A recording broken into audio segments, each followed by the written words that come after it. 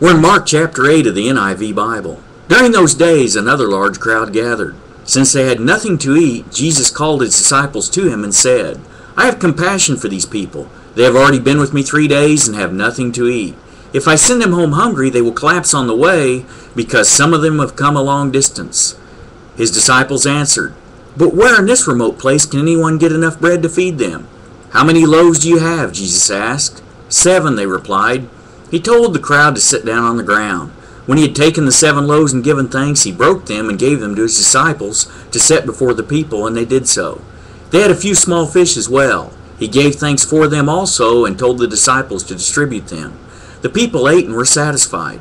Afterward, the disciples picked up 7 basketfuls of broken pieces that were left over. About 4,000 men were present, and having sent them away, he got into the boat with his disciples and went to the region of Dalmanutha. The Pharisees came and began to question Jesus. To test him, they asked him for a sign from heaven. He sighed deeply and said, "Why does this generation ask for a miraculous sign? I tell you the truth, no sign will be given to it." Then he left them, got back into the boat, and crossed to the other side. The disciples had forgotten to bring bread, except for 1 loaf they had with them in the boat. "Be careful," Jesus warned them. "Watch out for the yeast of the Pharisees and that of Herod." They discussed this with one another and said, "It is because we have no bread." Aware of their discussion, Jesus asked them, "Why are you talking about having no bread? Do you still not see or understand? Are your hearts hardened? Do you have eyes but fail to see and ears but fail to hear? And don't you remember when I broke the 5 loaves for the 5,000? How many basketfuls of pieces did you pick up?" 12, they replied. "And when I broke the 7 loaves for the 4,000, how many basketfuls of pieces did you pick up?" They answered, 7. He said to them, "Do you still not understand?" They came to Bethsaida, and some people brought a blind man and begged Jesus to touch him. He took the blind man by the hand and led him outside the village. When he had spit on the man's eyes and put his hands on him, Jesus asked, "Do you see anything?"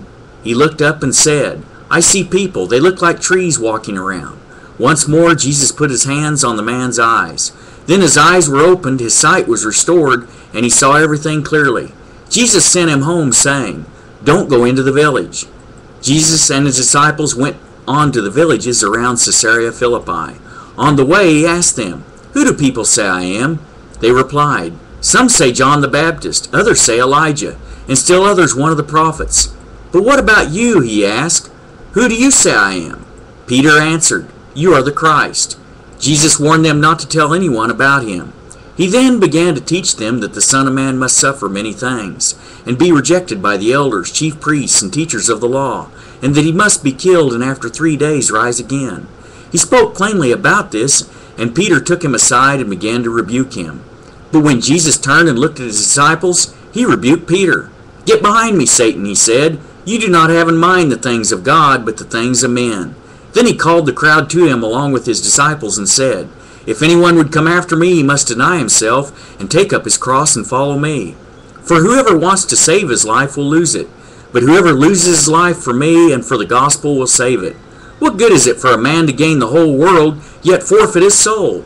Or what can a man give in exchange for his soul?